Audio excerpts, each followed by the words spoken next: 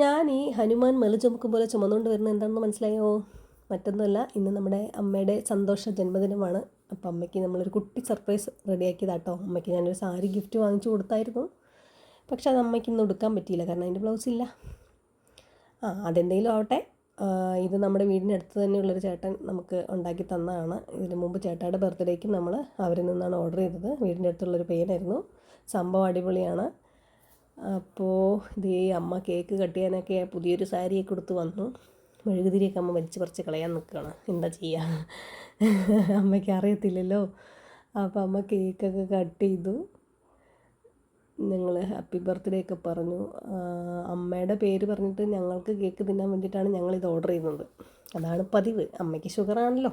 എന്നാലും അമ്മ മുറിക്കുന്നത് വലിയ പീസാട്ടോ, കണ്ടോ, വലിയ പീസ് മുറിച്ചെടുക്കുക.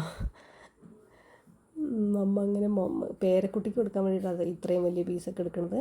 എന്നിട്ട് അതിൻ്റെ പിന്നെ മെഴുകുതിരി വന്നതുകൊണ്ട് അതിൻ്റെ പകുതി ഭാഗം ഇങ്ങോട്ട് തന്നെ എടുത്തിട്ടു.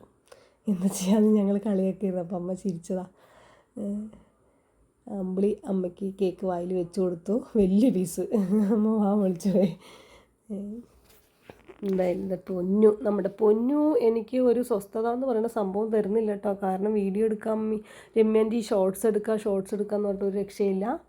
പിന്നെ ഞാൻ കൊടുത്ത അമ്മയ്ക്ക് ഞാനും കേക്ക് കൊടുത്തു.